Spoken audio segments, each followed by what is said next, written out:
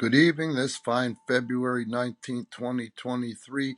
I'm Randy Ritchie on behalf of Premier Pro Wrestling, and we are doing one of these a day commemorating Black History Month. This is Black Wrestlers You Should Know, and undeniably a black wrestler that probably everybody knows is Bobby Lashley.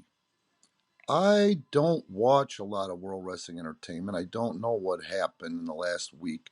But what I do know is that Bobby Lashley is mid 40s and the top storyline or angle in World Wrestling Entertainment.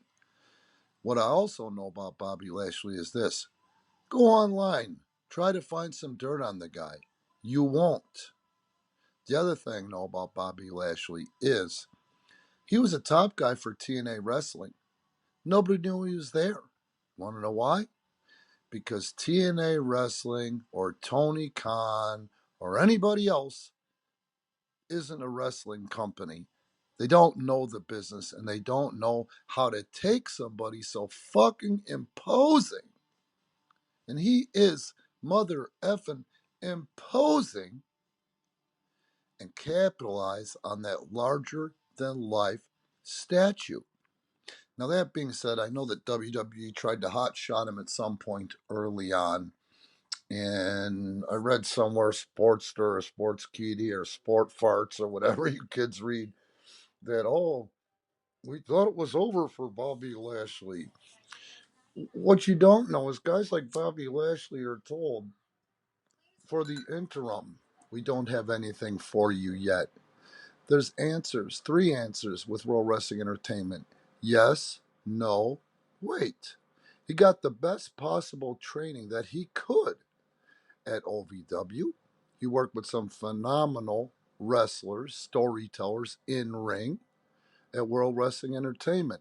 And then when they let him go, he left with class and they kept in touch with him. And they made sure that he knew that the door was open.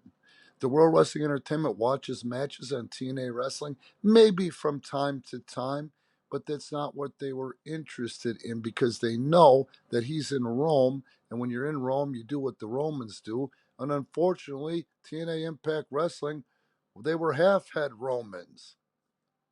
You know what I'm saying? But at the end of the day, for you young aspiring wrestlers and anybody in any career that aspires to grow, to move beyond, to be motivated, this guy has drawn a roadmap.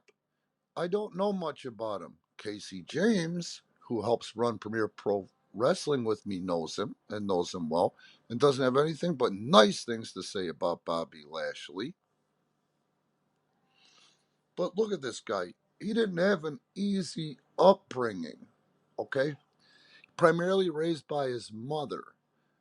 But he took opportunities when the ball was handed to him. He ran with it. And at the end of the day, that guy knows his politics.